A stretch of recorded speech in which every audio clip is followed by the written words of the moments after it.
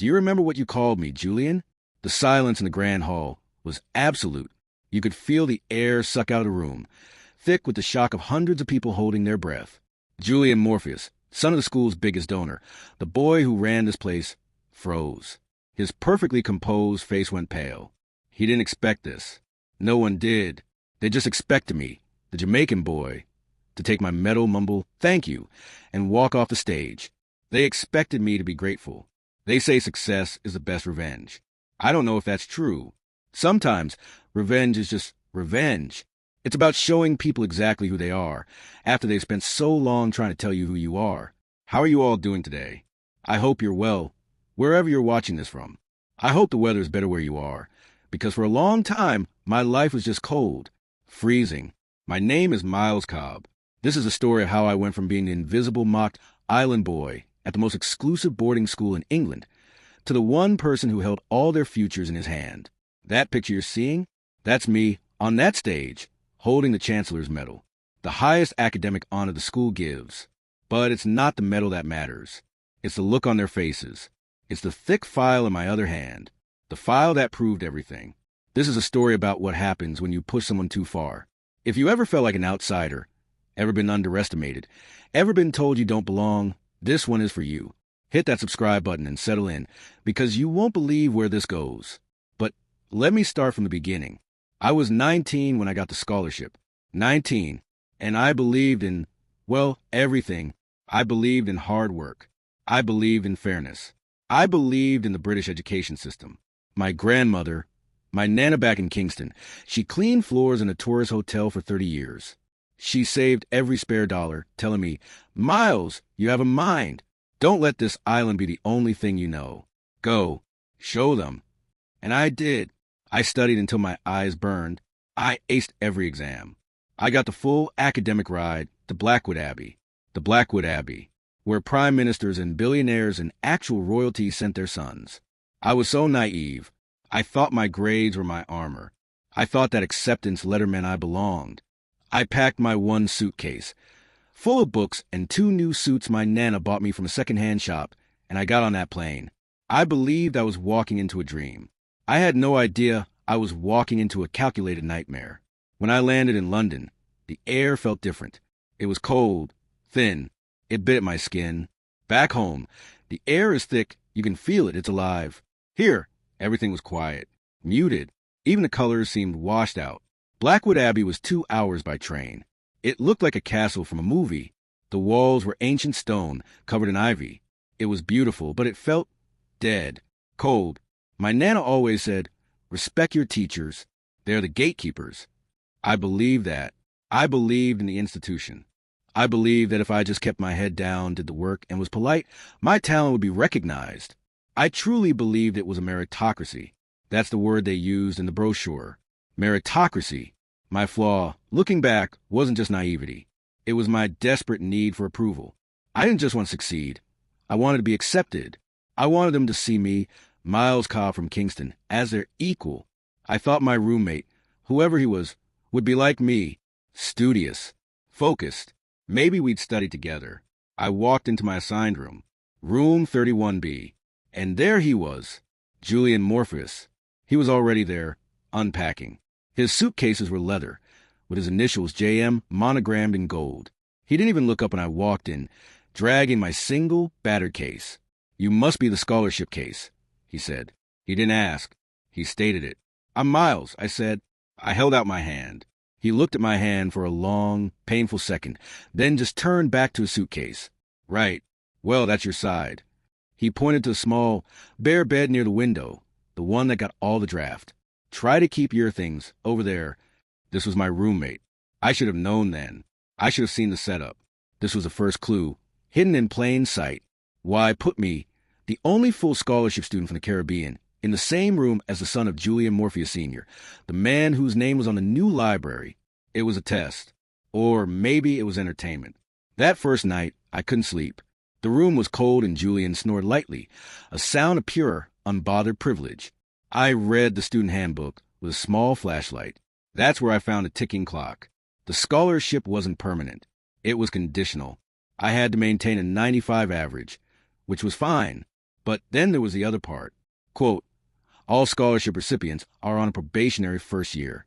Continuation is contingent on maintaining the required academic average and, quote, demonstrating a satisfactory integration into the cultural and social fabric of Blackwood Abbey. Satisfactory integration. What did that mean? It meant I had to make them like me. It wasn't enough to be smart. It wasn't enough to be the best. I had to be one of them. And Julian Morpheus was the gatekeeper of one of them. So when I walked into the junior common room later that evening, I was already on edge. I was desperate to make a good impression. I just wanted to get a book from the shelf. And that's when it happened. Julian was there, slouched in a leather armchair, surrounded by his friends. One of them, a weaselly-looking boy named Cypher, nudged him when I walked in. Julian saw me. That fake, polished smile. Ah, the roommate. Everyone, this is Miles. He's new. Where you from, Miles? Cypher asked. His voice was oily. Jamaica, I said. My voice felt too loud in the quiet, carpeted room. My accent, which was just... My voice suddenly felt thick and heavy in the air. Julian laughed. A short, sharp sound. Jamaica? Good Lord. Did you paddle here on a coconut? The room erupted. It wasn't just laughter. It was cruel. It was the sound of a pack of animals turning on something they saw as weak. And then he said it. The line that would follow me for months. He looked at Cypher, loud enough for everyone to hear. Suddenly smells like coconut oil and desperation in here. I just stood there.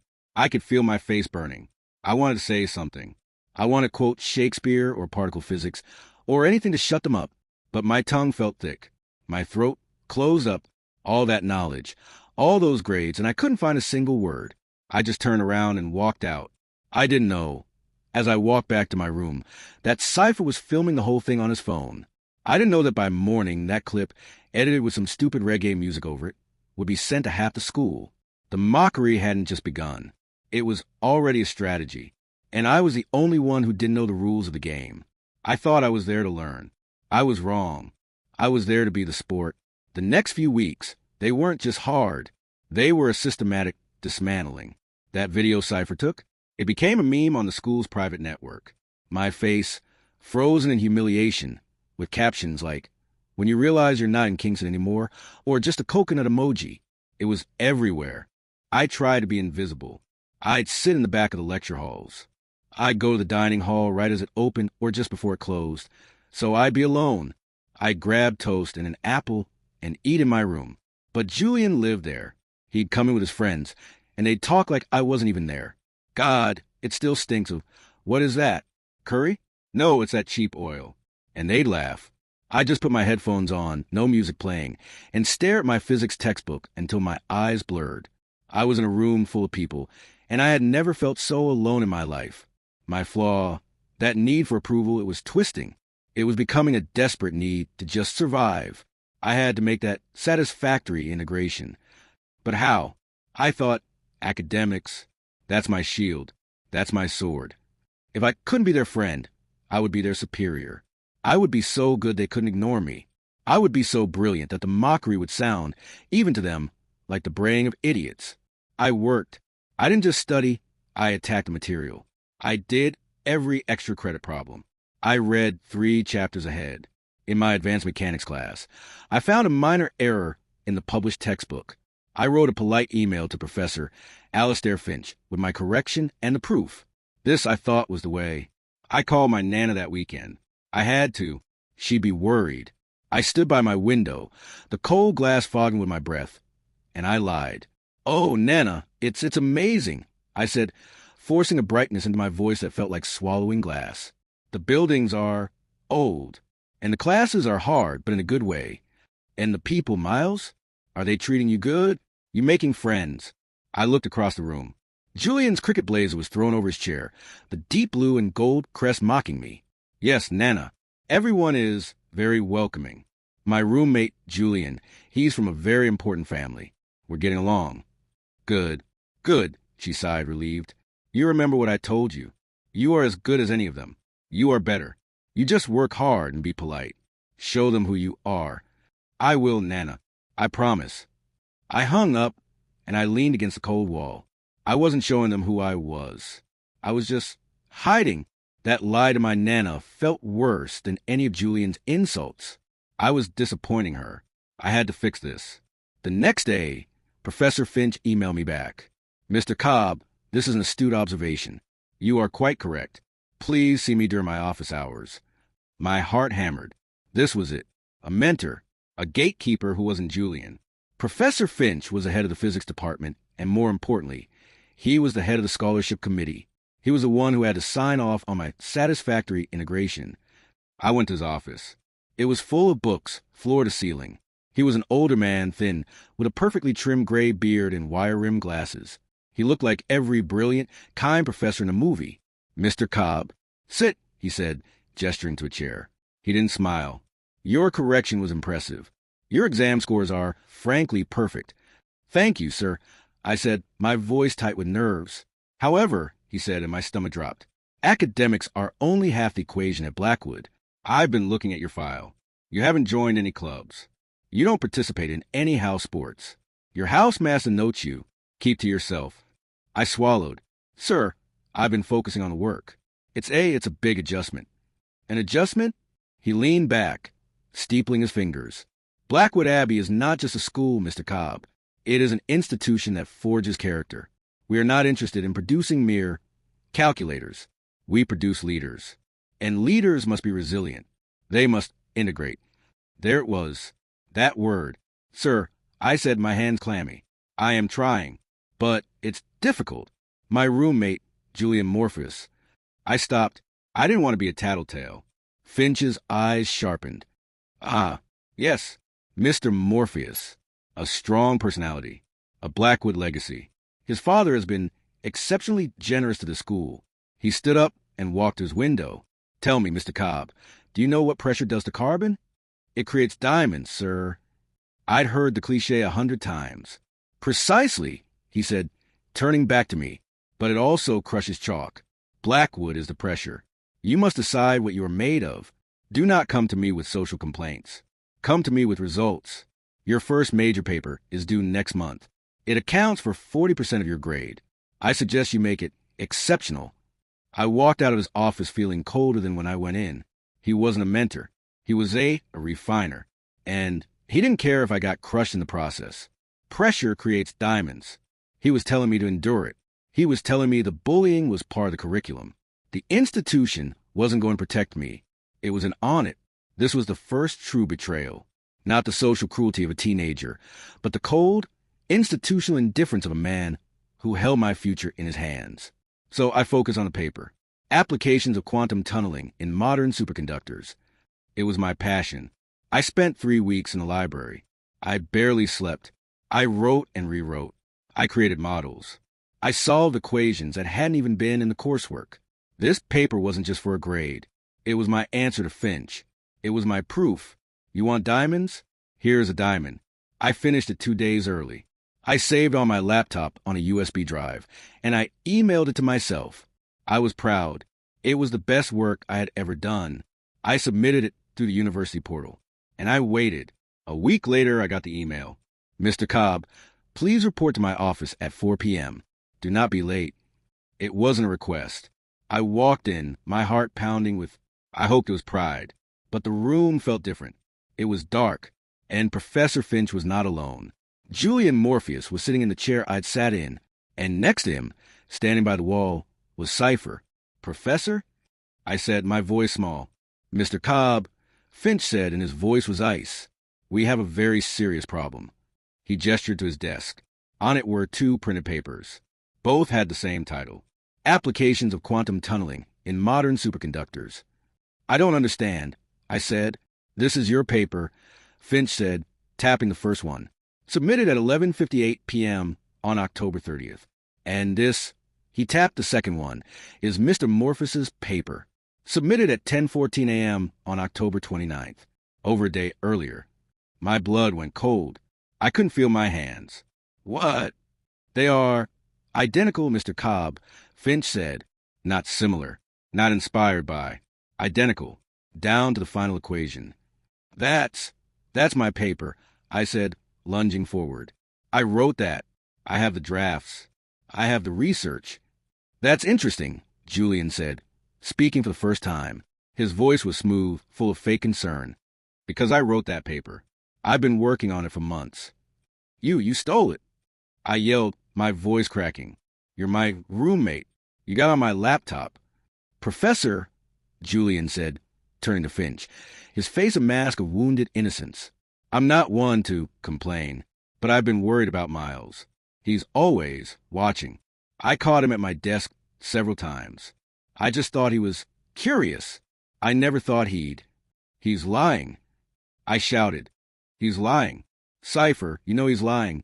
You've seen me working on it. Cypher just looked at the floor. Then he looked up at Finch.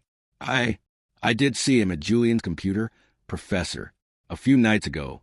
I came in and he was typing. He slammed it shut when he saw me.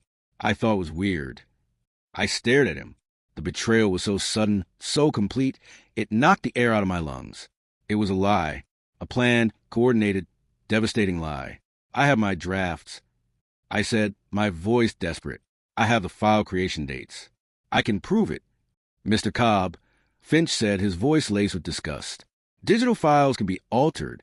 What cannot be altered is the submission timestamp. Mr. Morpheus submitted his work first. The conclusion is inescapable. You stole his work. No, please. Professor, they've been doing this to me since I got here. Enough, Finch snapped. I warned you about this, Mr. Cobb. I warned you not to come to me with social complaints. But this is an academic crime. Plagiarism is the single greatest sin at this institution. He picked up my paper, and he tore it in half.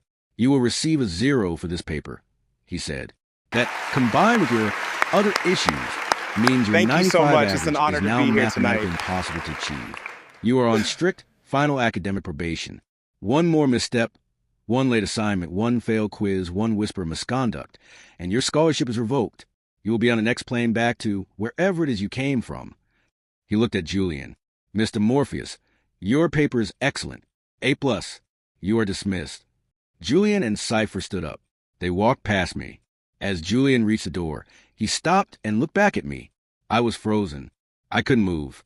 I couldn't breathe. He just smiled, a tiny, victorious smirk. Then he was gone. I was left alone with Finch, the torn halves of my genius, my proof, sitting on his desk. Get out of my office, Mr. Cobb, he said, not even looking at me. I walked out. I don't remember the walk back to my room. It was like I was floating. I had been framed. Perfectly. My hard work, my Nana's words, my one shield, they had taken it, and they had beaten me with it. I wasn't just a sport anymore. I was the criminal, and they had all the evidence. I walked out of Finch's office, and the world was gone. The old stone hallways, the portraits of dead headmasters staring at me. I didn't see them. I was in a fog. My blood was roaring in my ears. I made it back to room 31B. It was empty. Julian and Cypher were probably out celebrating. I sat on my bed, the one by the drafty window. I stared at the wall. 0. 40% of my grade was gone. Mathematically impossible. That's what he'd said. It was over. All of it. My Nana's savings. The pride in my neighborhood. The show them, she'd whispered at the airport. I was going to be sent home. Not just as a failure, but as a cheat, as a thief.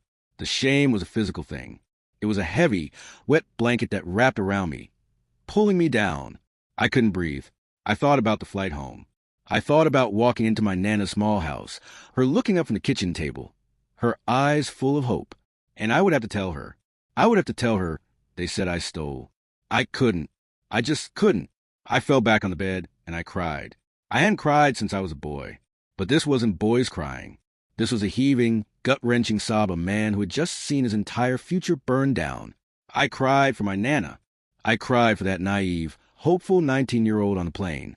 I cried because I was so alone. I must have laid there for hours. The room got dark. The cold from the window seeped into my bones. I was numb, and then the door opened. The light flicked on, blinding me. Julian, he stopped for a second, seeing me on the bed. He must have seen my face, red and swollen. He just smirked. Rough day, roommate, he said, his voice casual.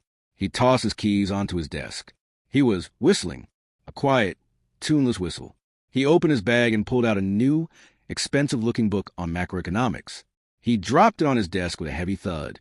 That thud, that whistle, something inside me didn't just break. It set. It hardened. The hot, messy grief of the last few hours just froze. It turned into something cold, something sharp, like ice. He was whistling. He had taken my future, torn it to pieces, and he was whistling. I sat up, slowly. My hands were shaking, but not from fear. Not anymore. It was rage. A pure, clean, cold rage that burned out everything else. He looked at me, his smile fading a little, maybe seeing the change in my eyes. What? I didn't say anything. I just stood up. I walked to my own desk. I turned on my lamp. I pulled out a fresh notebook, and I opened it. This was the point of no return. I wasn't leaving. I wasn't going to be sent home. I was being held on probation? Fine. I was mathematically eliminated from Finch's class? Fine. I would find another way. I stayed up all night. I read the student handbook again, not the section on scholarships. I read the section on prizes. And there it was, the Chancellor's Medal. It was the highest academic honor the school offered, awarded once a year for a single work of outstanding original research. It was open to any student in any department. And the most important part? It wasn't judged by the Blackwood faculty. It was judged by a blind panel of external academics. Professors from Oxford, Cambridge, Imperial College London. They wouldn't know my name. They wouldn't know I was the scholarship case. They wouldn't know Julian Morpheus or his daddy's library. They would only see the work. This was it. This was a new path. It wasn't about a grade. It was about vindication. I would create something so brilliant, so undeniable, that would win the highest prize in the entire school. And I would do it while I was on academic probation for cheating. The irony was so bitter, it was almost sweet. But then the cold logic hit me. How? How did they do it? I was so careful. I never left my laptop unlocked. I froze. I went to my laptop. I opened my email. I went to the sent folder. There it was. The draft I had emailed to myself, just in case my USB failed. I had been so responsible. I looked at my email account settings. Login history. My breath caught. There were dozens of logins. Dozens. All from an IP address I didn't recognize. I traced it. It was a desktop computer in the main school library. I never used the library desktops. I had my laptop. But the time stamps. One was from 2 days ago, right after I'd emailed myself the final draft. But there were others. One from a week ago. One from 2 weeks ago. They had been in my email account. They had been watching me work, downloading my drafts as I wrote them. This wasn't a last-minute theft. This was a systematic, calculated campaign. How did they get my password? I never told anyone. I never wrote it down. It was a complex string of letters, numbers, and a line from a Bob Marley song. Impossible to guess. I racked my brain. The first week, that feeling of being overwhelmed, the mountain of paperwork. And then I remembered. The student integration form. It was an online form, part of the house registration. It had been sent to me by the student representative from my house, the person assigned to help new students get set up. It asked for my name, my student ID, and my school email and password. It said it was to synchronize your account with the campus network and printing services. It had looked official. I was trying to be a good, compliant student. I had filled it in without a second thought. Who was the student rep? Who had sent me that link? I pulled up the house roster. My eyes scanned the list of student leaders. House Integration Officer. T. Cypher. It wasn't just Julian. It was Cypher. It wasn't just a prank. It wasn't just bullying. It was a trap. A deliberate, premeditated conspiracy. They had given themselves a key to my entire academic life on my second day. They had been waiting. They had been watching me work, just waiting for the moment to strike. This wasn't two boys being cruel. This was a system. Finch's words came back to me. Pressure creates diamonds. They weren't trying to see if I was a diamond. They were applying the pressure to guarantee I would be crushed. I looked across the dark room at Julian, sleeping peacefully. He wasn't just a bully. He was a predator. And he had the entire jungle on his side. I closed my laptop. My promise to myself was sealed. I wasn't just going to win the Chancellor's Medal. I was going to burn their whole rotten system to the ground. I wasn't just working on a new project. I was waging a war on two fronts. The first was public. The moment I walked out of my room, I was a marked man. The whispers about coconut oil were gone. Now, the words were sharp and they were loud. Cheat, plagiarist, thief. They'd say it just as I walked by, a little too loud to be an accident. Julian had done his work. He wasn't just a victim. He was a magnanimous one. He'd won. The social pressure was immense. In the dining hall, I'd sit down at an empty table, and a few moments later, anyone already there would get up and leave. I was a leper, and I had to maintain a perfect academic record in all my other classes. I had to sit in lecture halls, feeling the eyes on my back, and still absorb every word of quantum mechanics, every line of differential equations. One slip, one B minus, one late assignment, and I was gone. The probation was a guillotine hanging over my neck. Then there was the second front, the secret one, my new project, the one for the Chancellor's Medal. I couldn't work on it in my room. Julian was there. I couldn't use the main library. My login was flagged. I was paranoid. So I found the one place no one ever went, the sub-basement of the old archives. It was cold, dusty, and smelled like decaying paper and glue. The only light came from a single, flickering fluorescent tube. It was perfect. It was my fortress. Every night, from 10 p.m. until 3 or 4 a.m., I'd go down there. I had my textbooks, stacks of paper, and a small, stolen whiteboard. My topic? It was ambitious. It was a theoretical model, recontextualizing gravitational waves as a product of higher dimensional brain collisions. It was a new theory of cosmology. It wasn't just an A-plus paper. It was my life's work. It was everything I had. But the pressure was building. I was living on 4 hours of sleep. I was losing weight. And Julian was getting worse. Now that I'd won, he'd adopted this new, terrifying persona of kindness. He'd find me in the hallway. "Miles," he'd say, his voice full of that fake, deep concern. He'd put a hand on my shoulder, and I'd have to fight every instinct to not tear his arm off. "Look, I want you to know I've forgiven you. I know the pressure gets to people. This place, it's not for everyone. Just, stay in your lane. Try to get through the year. No hard feelings." It was a performance for everyone around us. Look at Julian Morpheus. So noble, so forgiving. And look at that cheat. Too ashamed to even look him in the eye. It was brilliant. It was suffocating. He was painting me as the broken, pathetic failure, and him as a statesman. The gaslighting was so intense. There were moments in the dead of night where I'd look at my own equations and a terrifying thought would whisper in my head. What if I am crazy? What if No, I would shake it off. I knew what they did. I just had to prove it. The archives were my only sanctuary. I was down there one night, probably around 2 a.m., sketching out a tensor calculus problem on my little whiteboard, muttering to myself in patois, which I did when I was deep in thought.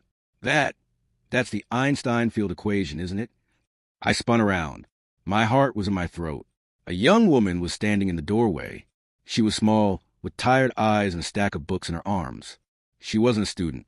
I'd seen her, maybe, in the library. "Sorry," she said, her voice quiet. I'm Alara. I'm one of the post-grad archivists. I heard someone, and then I saw your math." I just stared at her. I was cornered. She stepped in, looking at my whiteboard, not at me. Her eyes scanned equations. "But you're applying it to is that a 5-dimensional metric? You're arguing against a standard cosmological constant. I'd never spoken to anyone about my work. Not really. You're a physicist?" I asked. My voice was hoarse. "A level," she said with a small, sad smile. "My grant is in library sciences. I'm cataloging the 19th century ledgers. Less exciting." She pointed to a complex part of my equation. Shouldn't that be a negative covariant derivative?" I looked. My God, she was right. It was a minor error, but it was one. I'd been staring at it for hours. "Yes," I said, grabbing the eraser. "Yes, it should. Thank you." We stood there in silence for a minute. She was the first person in months who had looked at me and seen a scientist. Not a cheat, not an island boy. "Your work is beautiful, Miles," she said, finally looking at me. "Professor Finch must be ecstatic." My stomach tightened. "Professor Finch? He's not my advisor on this." "He's not." She looked confused. "But he's the head of the department. And this is groundbreaking. This is postdoctoral stuff. This is Chancellor's Medal stuff." She had no idea. I was so desperate for an ally. for one person. I didn't tell her everything. I couldn't. It was too risky. But I told her a version of the truth. I'm on probation. I said the word tasting like poison. There was an incident with my roommate. Plagiarism. They said I stole his paper. Alara's face went flat. All the light went out of it. Who's your roommate? Julian Morphus. She just nodded, slowly. Julian Morphus. And T cipher. You know them? I know the type, she said, her voice turning hard. I'm from Cardiff. My dad's a coal miner. Or was, before the pits closed. I'm on a grant, just like you. I'm the help. They don't see us, do they, Miles? Until they want something. She looked back at my board. This paper, she said, it's your way out. It wasn't a question. It's my only way, I said. She nodded again. All right. The 19th century ledgers can wait. You need access to the restricted journals, the deep archive, the stuff Finch keeps locked away for his own research. She pulled a key card from her pocket. Don't work down here. It's too cold. There's a private study corral on the 3rd floor. No one ever uses it. It has a proper desk. I'll just forget to log you out of my terminal. You'll have full access. Just be careful. They don't just wound people like Julian. They bury them. This was it. A lifeline. An apparent resolution. For the first time, I wasn't alone. I had a base. I had an ally. I had access. I worked. For the next 2 weeks, I was a ghost. I went classes. I went to the dining hall for 10 minutes to get food. And I lived in that corral. Alara would silently leave a flask of hot tea and a sandwich outside the door some nights. I was making progress. The theory was, it was working. It was real. I was starting to feel hopeful, and that's when they shattered it. The attack wasn't on me this time. It was so much worse. It was so much more personal. I got an email, a short, frantic one from my cousin back in Kingston. Miles, call Nana. Now. She is not good. She is crying. Call her. My blood turned to ice. I ran out of corral, down to the one phone booth in the common room that had international calling. I punched in the numbers, my hand shaking so hard I had to do it 3 times. It rang once. Hello. It was my Nana's voice, but it was broken, thin. She was crying. I'd never heard her cry. Nana? Nana, it's Miles. What's wrong? What's happened? Miles, she sobbed. Oh, boy. What have you done? I got a letter. A letter from your big fancy school. My stomach fell through the floor. A letter? What letter? They say, oh, God, they say you steal. She choked on a word. They say you are a plagiarist, that you are on probation, that you shamed the school. Miles, tell me it's not true. After everything, tell me it's not true. It wasn't a punch. It was a knife. In my gut, they hadn't just attacked me. They had reached across the Atlantic Ocean, into her tiny, clean house in Kingston, and they had struck my grandmother. They had taken her pride, the one thing she lived for, and they had strangled it. Nana, I said, my voice cracking. Nana, it's a lie. It's a mistake. I didn't do it. I promise you. I'm fixing it. A mistake? She whispered. It's from the professor, the head of department, Mr. Alistair Finch. He signed it. A grave moral violation. It says, Miles, they're going to send you home? No. I yelled, slamming my fist against the phone booth wall. I am not coming home. Not like this. You trust me, Nana. You hear me? Trust me. I will fix this. I am not what they say I am. I hung up the phone. I was shaking, not from fear, not from sadness. It was that cold, pure rage again. But it wasn't quiet this time. It was inferno. I stormed out of the common room. I didn't run. I walked. Every step was a hammer blow. I went straight to Finch's office. I didn't knock. I threw the door open. He was in there, grading papers. He looked up, his face a mask of annoyance. Mr. Cobb, you sent a letter to my grandmother. I said. My voice was low. Dangerous. Finch's eyes narrowed. He took his glasses off. Yes. Standard procedure, I'm afraid. When a student is on academic probation for a morals violation, we are required to inform the listed guardian or sponsor. We cannot have the school's reputation sullied by misunderstandings. Misunderstandings. I repeated. The word felt like acid. You know what happened. You know he stole from me. You let him. And now you write her? Mr. Cobb, you are hysterical, Finch said, standing up. What I know is that your paper was submitted after Mr. Morpheus's. What I know is that you were given a warning. And what I know is that you are currently on very, very thin ice. This outburst is not helping your case for satisfactory integration.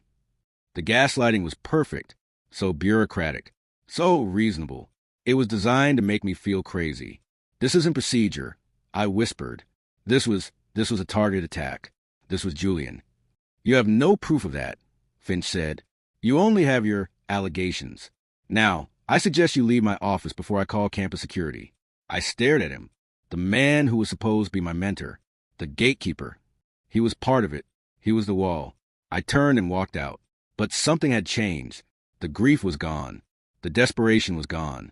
The rage was still there, but it was focused. It was fuel.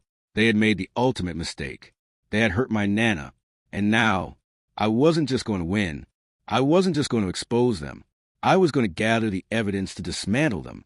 I went back to the corral. I sat down. Ilera was gone. I was alone. I opened my laptop. I wasn't a student anymore. I was a hunter. I couldn't get into my own email logs again. They'd be watching. But I remembered what Julian and Cypher had used. The student integration form. I didn't go to the student portal. I went to the IT department's public-facing help desk. I found low-level tech, a young guy who looked bored. I didn't ask about my account. I was smarter than that now. I told him I was a transfer student, and I was working on a project for a sociology class about campus cybersecurity and integration. I asked him, do you get a lot of phishing attempts here? Like, try and get student passwords. The tech rolled his eyes. Oh, you have no idea. It's a nightmare. We had this massive breach in the new student servers must have been 2 months ago, right when term started. My heart stopped. Really? What happened? He leaned in, lowering his voice. Some idiot, one of the student reps, I think, sent out this bogus integration form to all the new students. Looked totally real. Phish passwords for, like, half the freshman class. Total mess.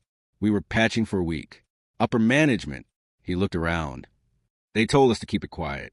Sweep it under the rug. Bad for the school's image, you know? They just patched it, sent a quiet change your password email, and told us to never, ever talk about it.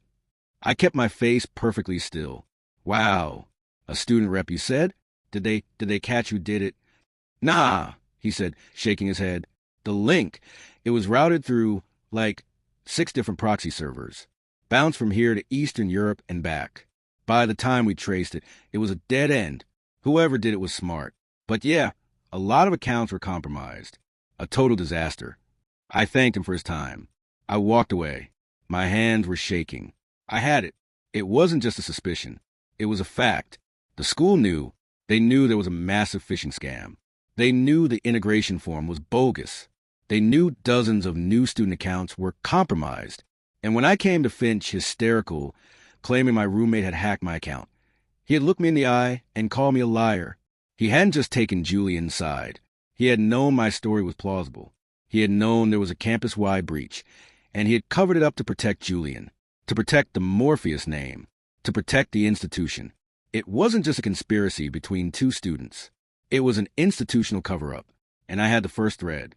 The conversation with the IT tech wasn't a victory. It was a devastation. It recontextualized everything. I walked back to the corral in the archive, but it didn't feel like a sanctuary anymore. It felt like a cell. Finch knew. He knew I wasn't crazy. He knew my account was likely compromised. He knew, and he chose. He chose the Morpheus money over the truth. He chose to protect the school's reputation over the life of a scholarship student.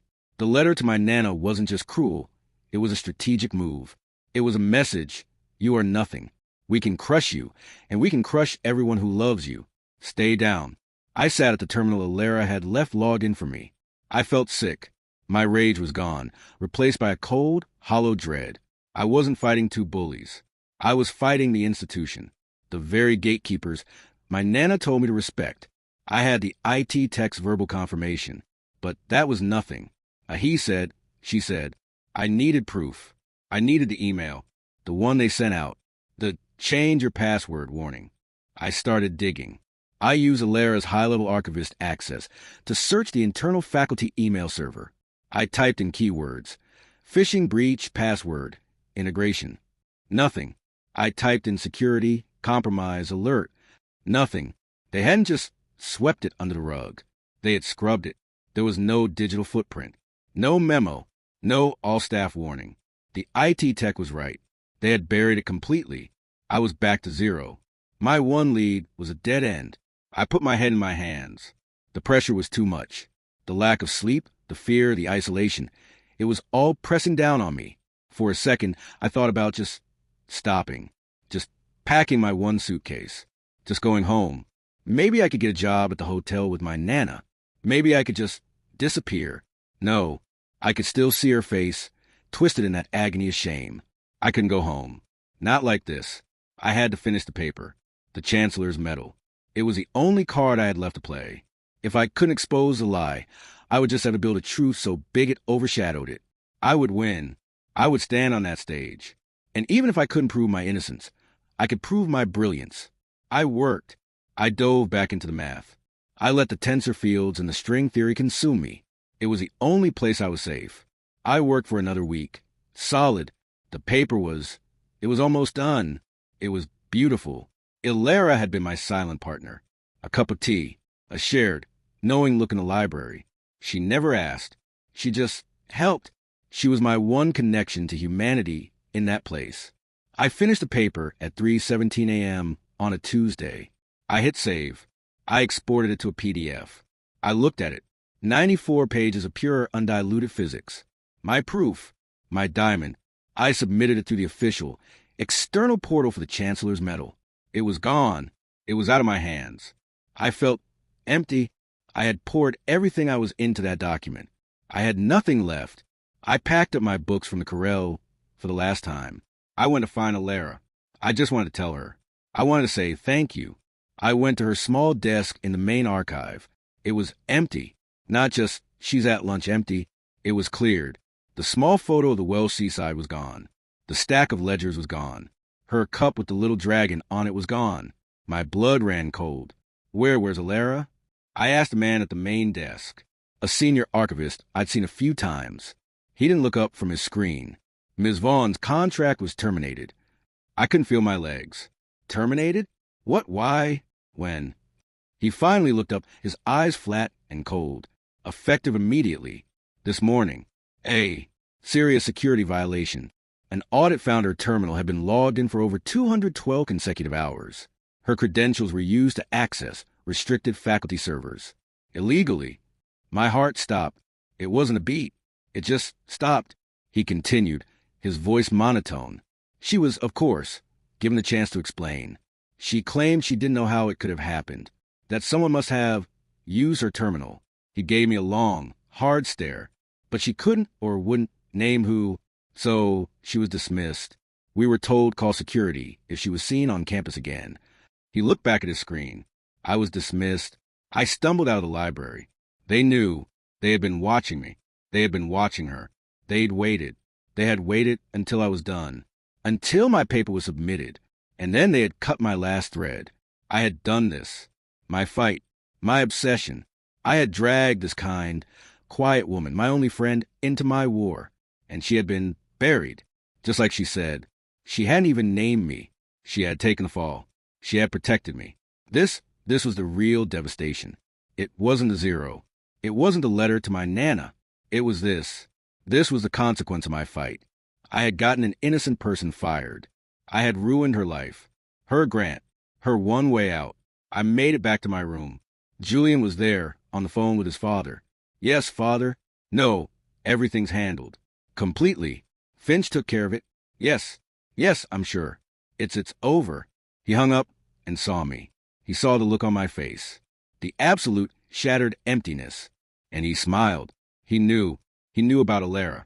This was his doing. Finch had sent the letter. But this was Julian. This was his checkmate. He hadn't just beaten me. He had made me destroy the only person who helped me. Looks like your little library friend had to leave, he said, his voice casual. Shame. I heard she was unsatisfactory. You gotta be careful who you associate with. Miles, this place, it has standards.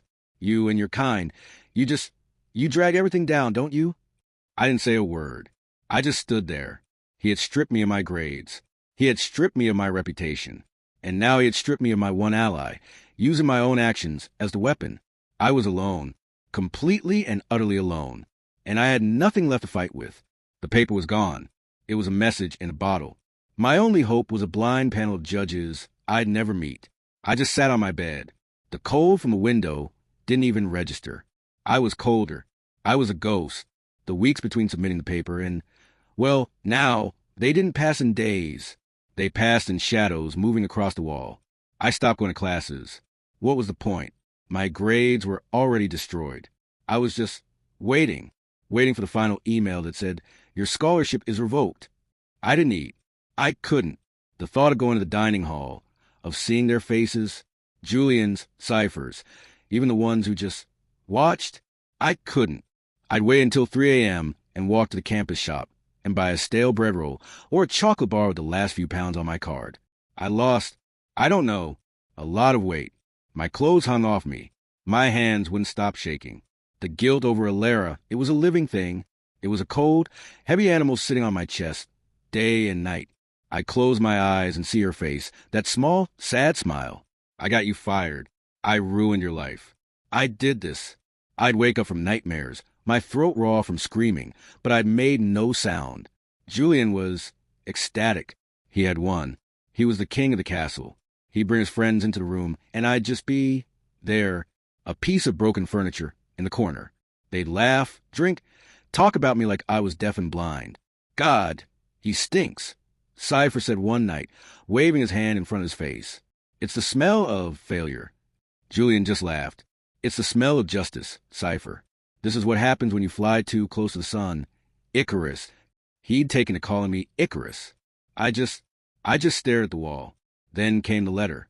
It was pushed under my door. Official school crest. From the bursar's office. I opened it with my trembling hands.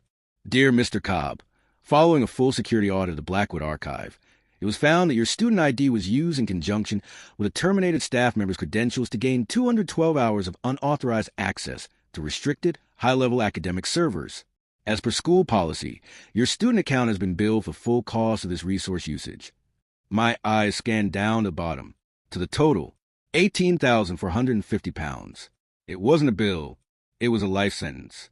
It was my Nana's entire house. It was a sum of money I had never even seen. I couldn't breathe. It was a mistake. It had to be. I ran to the bursar's office.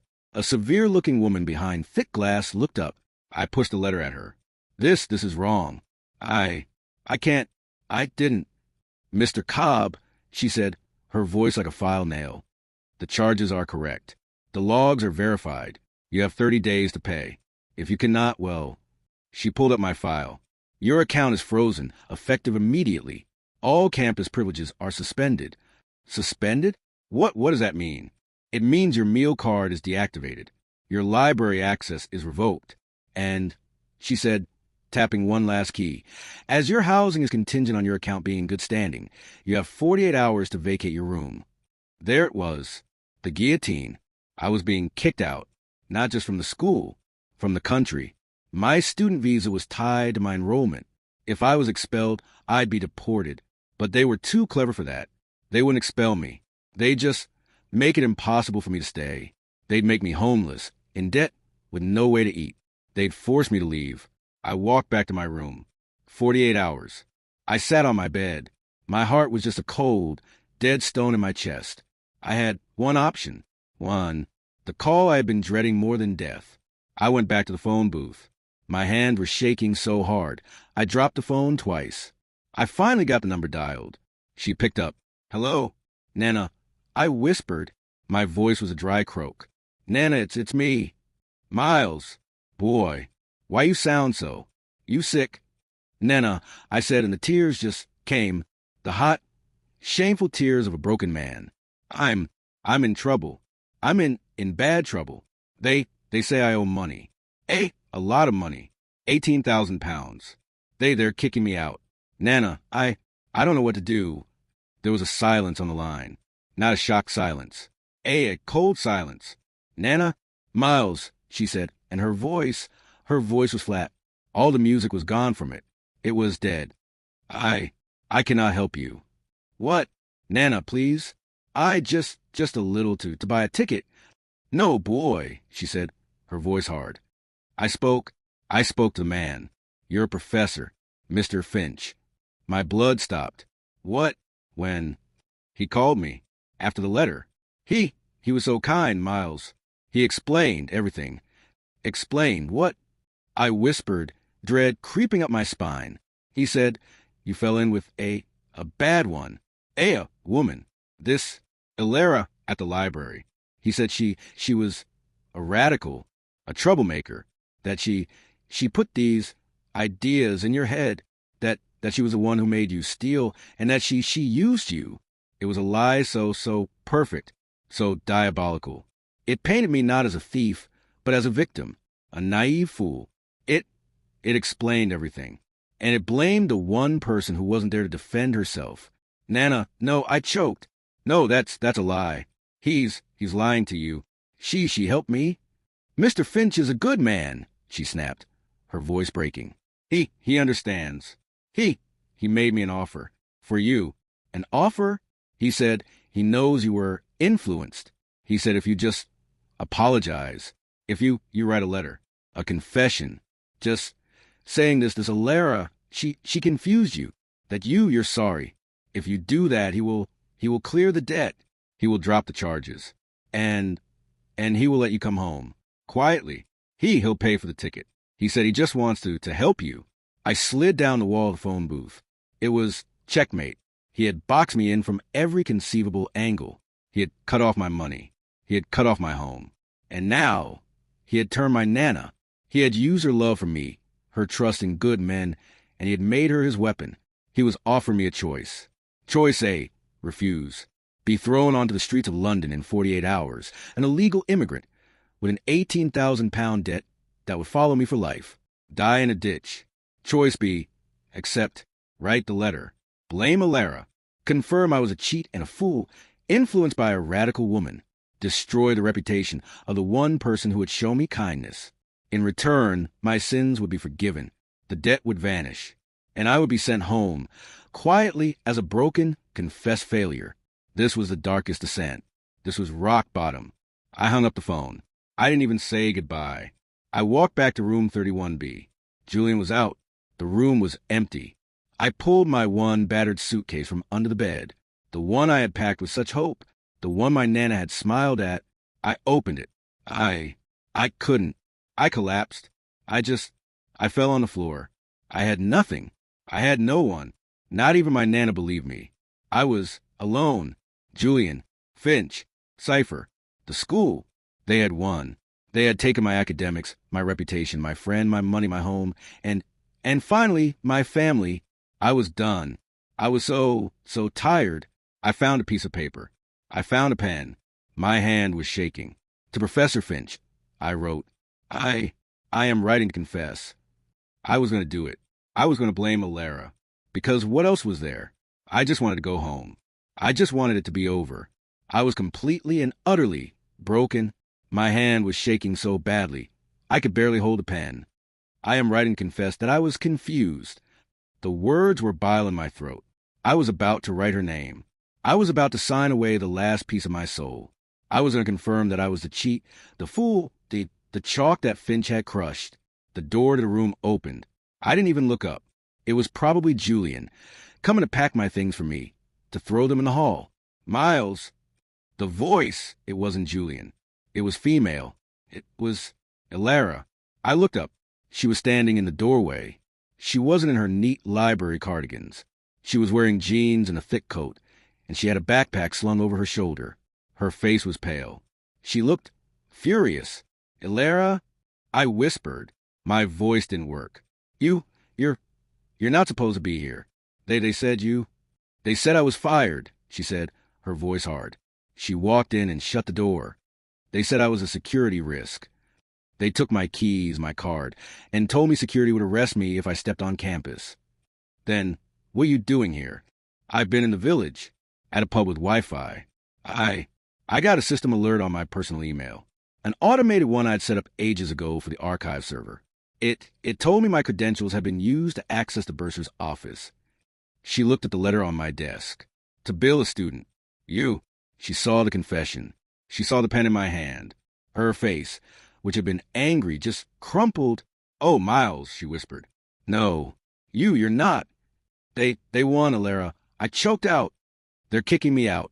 18,000 pounds. They called my Nana. They told her you corrupted me. They offered me a deal. I just want to go home. I have to. No. Her voice was quiet, but it was steel. You don't get to do this. You don't get to let them win. And you sure as hell don't get to blame me for it. She wasn't angry at me. She was angry at them. It's over. I yelled, standing up. There's nothing left to fight with. They scrubbed the servers. They turned my grandmother against me. They took everything. They didn't take everything, she said. She shrugged off her backpack and dropped it on my bed. They fired me, Miles. They didn't wipe my brain. They're good at burying things. But I'm a professional archivist. Digging things up is what I do. She unzipped the bag. It was full of hard drives and notebooks. They're stupid, she said, her voice shaking with a cold rage that matched my own. They're arrogant. They scrubbed the active email server. They scrubbed the logs. She pulled out a small, silver hard drive. They forgot about the tertiary disaster recovery backups. The ones that are air-gapped. The ones that get physically swapped out every 30 days. The ones I was in charge of. They fired me at 10 a.m. They didn't get around to revoking my physical access to the sub-archive until noon. My heart, it started to beat again. A slow, heavy thump. I had 2 hours, she said, a small, grim smile on her face. They thought I was just packing my desk. I was making a copy of everything. She plugged the drive into my laptop, and I found it, Miles. She clicked a file, an email chain. I found the phishing scam report from the IT tech, the one that got buried. She clicked another file. I found the real email, the change your password alert that was drafted but never sent. She clicked another, and my world stopped. It was an email from Professor Alistair Finch to Julian Morpheus, Sr. The timestamp was the day after I'd been accused of plagiarism. The subject line was, our scholarship issue, and the body, Julian, Senior, be assured, the matter with the problematic scholarship student is fully contained. Young Julian's version of events is now the official academic record. The boy Cobb is volatile, but he is on final probation and will be managed. His complaint about a hack are baseless, though, coincidentally, IT did report a minor, unrelated phishing issue. I have had that report and all related materials permanently archived. There will be no link. Your continued generosity to the new science wing is, as always, deeply appreciated. Alistair, I couldn't speak. It wasn't just a cover-up. It wasn't just him taking Julian's side. It was collusion, a conspiracy, between Finch and Julian's father, to protect the Morpheus name and the donation for the new science wing. My entire future was a transaction, a piece of dirty business. And then, Ilara said, her voice soft, I got angry, so I kept digging into Finch. She pulled up another file. This one wasn't an email. It was a scanned document. A paper, an academic paper. This is Professor Finch's most celebrated work, Ilara said. The one that got him his tenure. Finch's theorem, published 15 years ago. She pulled up another file. A thesis, a doctoral thesis, in German. And this, she said, is the doctoral thesis of a man named Dr. Stefan Haas from the University of Berlin, published 18 years ago, 3 years before Finch's paper. I don't read German. I whispered. You don't have to, Ilara said. She scrolled down, showing the two documents side by side. The equations, the math. The math is a universal language. I looked. The equations, they were identical. The proofs, the structure. Finch, he stole it. I breathed. Finch's theorem, he stole it. He plagiarized his entire career from a German academic who probably, what? published in obscurity and never got noticed. The gatekeeper, Ilera whispered. The man who lives a hunt for plagiarists is the biggest plagiarist of them all. I looked at the confession on my desk. The pen. I looked at Ilera, her eyes no longer tired, but bright with a terrifying, righteous fire. And I looked at the evidence on my laptop. The cover-up. The conspiracy. The lie that Finch's entire life was built on. This was a choice. Stay broken or fight back. I wasn't just a victim. I was armed. I picked up the piece of paper. The confession. And very, very slowly, I tore it in half. They're having the Chancellor's medal ceremony tomorrow, I said. My voice was different. The shake was gone. It was cold. It was hard. I know, Ilera said. I wasn't invited. You are now, I said, closing the laptop. How do I look? Ilera looked at me. My frayed shirt. My hollow cheeks. The tremor that was still in my hands. You look, she said, like hell. Good, I said. I picked up my one battered suitcase and I put it back under the bed. They have 48 hours to kick me out. That's fine. I looked at her. I have 24. What are you to do, Miles? They keep calling me Icarus, I said. A small, bitter smile touched my lips. They think I flew too close to the sun. They don't get it. I picked up the hard drive. They're not the sun. I'm the fire, and I'm going to burn this whole rotten place to the ground. The grand hall was obscene. Chandeliers, portraits, hundreds of people in black tie, students, faculty, wealthy donors. The air was thick with the smell of expensive wine and self-congratulation. I stood in the back by the main doors. Ilera was right. I looked like hell. I hadn't slept. I hadn't changed. I was wearing the same clothes I'd been wearing for 3 days. I was a specter at their feast. They were all there, in the front row.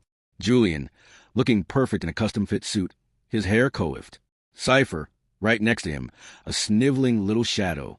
And Professor Alastair Finch, on the stage, at the main podium, looking statesmanlike. He was the one opening the ceremony. Blackwood Abbey, he was saying, his voice smooth and deep, is not just a school. It is a crucible. It is a place where character is forged, where the weak are strengthened, and where the strong excel. It is a place that holds itself to the highest standards of academic and moral integrity. I almost laughed. It was perfect. Julian saw me. He was in the front row. He turned, looking for someone in his eyes. They found me, lingering in the doorway. His smile faltered for just a second. Confusion. Annoyance. Why is he still here? He thought I'd be gone. Packed. Weeping my way to Heathrow. He nudged Cypher. Cypher looked. His weasel face twisted. They whispered. Good. Let them whisper. Finch finished his speech. And now, for the highlight of our academic year, the awarding of the Chancellor's Medal. This, as you know, is judged by an external blind panel of the country's finest minds. To present the award, please welcome Dr. Eris Thorne from the University of Oxford. A new man walked up, elderly, sharp-eyed, with an air of real intelligence. Not the fake, polished kind Finch had. Thank you, Professor Finch, Dr. Thorne said, his voice crisp. It is a rare privilege to see this level of work from an undergraduate. The panel, we were not just impressed. We were stunned. The paper, recontextualizing gravitational waves as a product of higher dimensional brain collisions, it is quite frankly paradigm shifting. It is work we would expect from a postdoctoral fellow. At the minimum, it is genius. It is our unanimous decision to award the Chancellor's Medal to... My heart wasn't beating. It was just a drum. Mr. Miles Cobb. The silence. It was absolute. It wasn't applause. It was a void. The air just sucked out of the room. I could see Julian. His face. It wasn't pale. It was gray. He wasn't breathing. He just stared. Finch's polished smile was frozen on his face. It was a rictus. He looked like he'd been shot. And then the applause started. Not from the students. Not from the faculty. It started from Dr. Thorne. He was clapping, looking at me, smiling. And the other external judges, they joined in. And then, slowly, horribly, the rest of the room had to. A scattered, confused, angry spatter of applause. I walked from the back of the hall. Every step, it echoed. Thud, thud, thud, on the marble floor. I wasn't that 19-year-old boy anymore. I wasn't hiding. I felt tall. I walked past Julian. He flinched. He literally flinched as I passed. I walked up the stairs, onto the stage. I stood in front of Professor Finch. I looked him right in the eye. His smile was gone. His face was terrified. Dr. Thorne shook my hand vigorously. Mr. Cobb, a brilliant piece of work. Truly, a masterpiece. He handed me the medal. It was heavy, gold. He handed me the scroll, my award. And then he stepped back to the podium. Mr. Cobb, would you care to say a few words? This was it. I walked to the podium. I looked out at the hundreds of faces, all staring at me, in confusion, in disgust. They were looking at the cheat, the thief, holding their highest honor. Thank you, Dr. Thorne, I said. My voice, it didn't shake.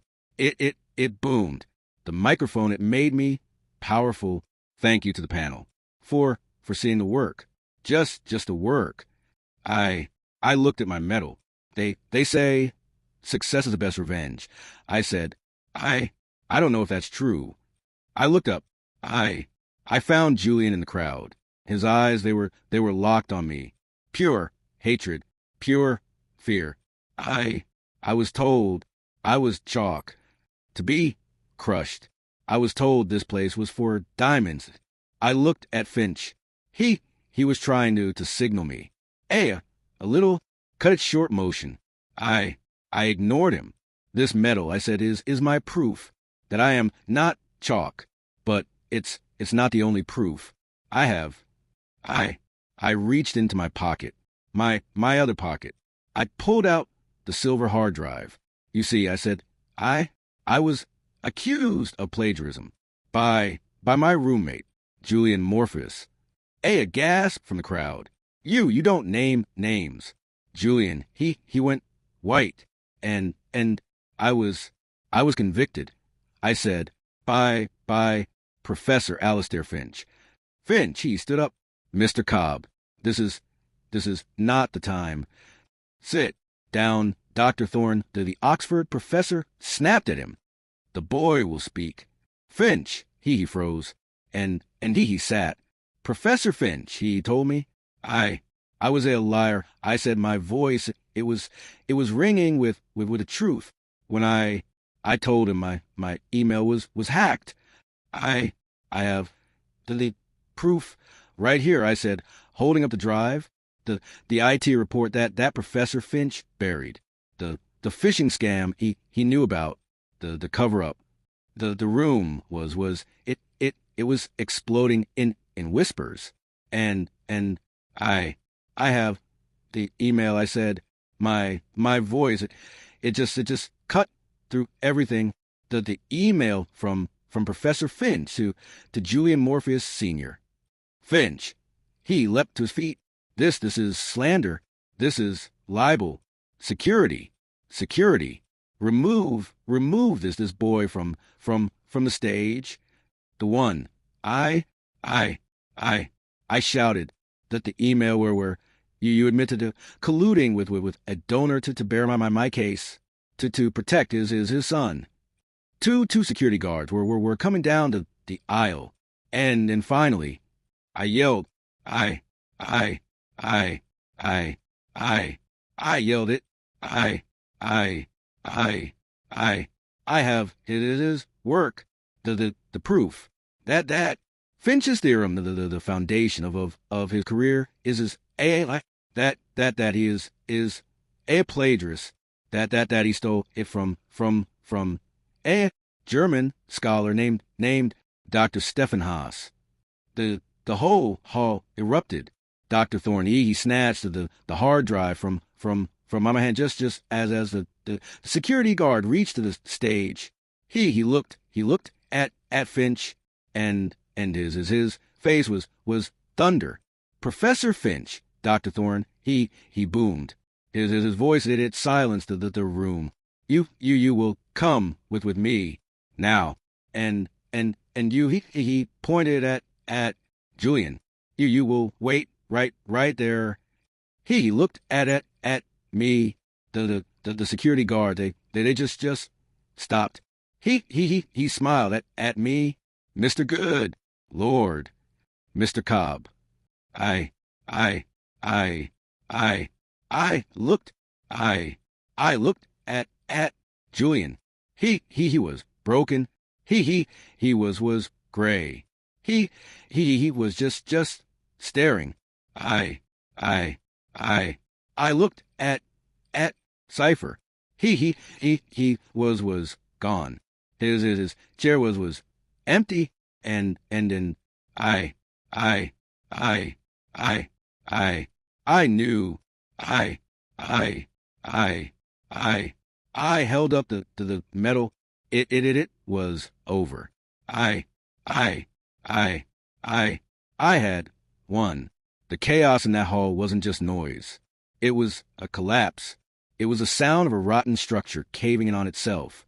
Dr. Thorne, holding that small silver hard drive like it was a crown jewels, had his hand firmly on Professor Finch's arm. Finch! He wasn't a statesman anymore. He was just a very pale, terrified man. His lips were moving, but no sound was coming out. The security guard just stood there, confused, looking from Finch to Dr. Thorne.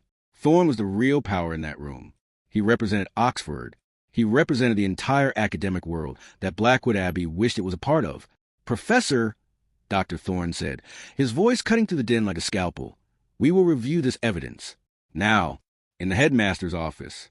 You, he pointed at a stunned-looking faculty member, get the headmaster. Tell him it is a matter of existential importance. He then looked at me. The anger on his face was gone, replaced by something I hadn't seen in months. Respect. Mr. Cobb, you will come with us. You are the primary witness. I nodded. I started to walk off the stage. And him, I said, stopping. I pointed, right at Julian. He was still frozen in his seat. The crowd had parted around him. He was on an island of shame. He was not alone. His partner, Cypher. He ran. Dr. Thorne nodded. He looked at the security guards. Find Mr. Cypher and escort Mr. Morpheus to the headmaster's office. Do not let him make any calls. Julian just slumped. He didn't fight. He didn't speak. All that arrogance, all that polished cruelty, it was just gone. He was just a boy, a scared, caught boy. As the guards pulled him to his feet, I saw his father, Julian Morpheus Sr., in the third row. His face, it was purple with rage. He stood up. This is an outrage. My lawyers will be speaking to our lawyers, Mr. Morpheus, Dr. Thorne said, not even looking at him. Your generosity appears to have been a bribe. This institution and the panel will be recommending a full external criminal investigation. The words criminal investigation, they hung in the air. The donors, they started leaving, not walking, fleeing.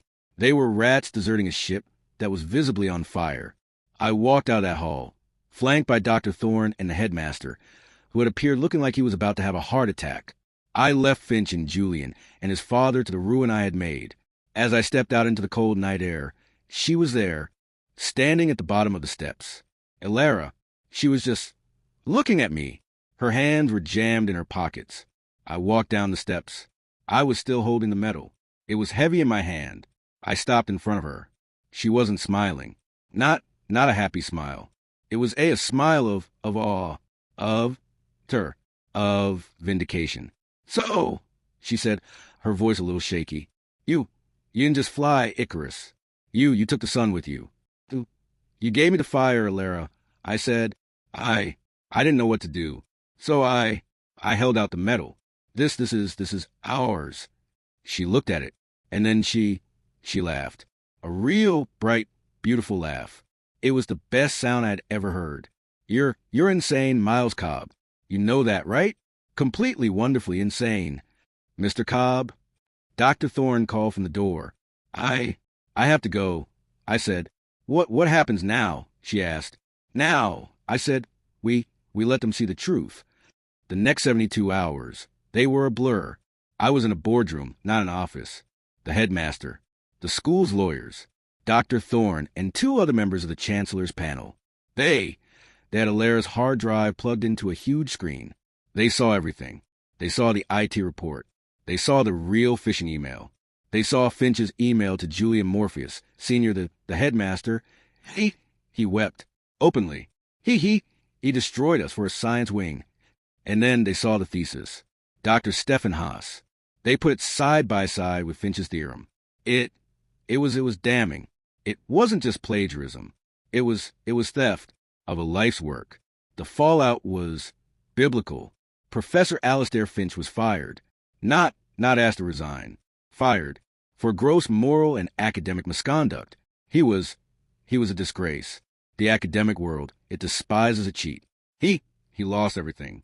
His tenure, his pension, his name. Julian Morpheus was expelled. Immediately, his father, he threatened lawsuits. The school, they threatened criminal charges. 4-4 for conspiracy to defraud the institution. The Morpheus family, they disappeared. They withdrew. Their name was Mud. Cypher, they found him at the train station. He was expelled, too. He confessed. To everything. To building the phishing form. To filming me. To live or Julian.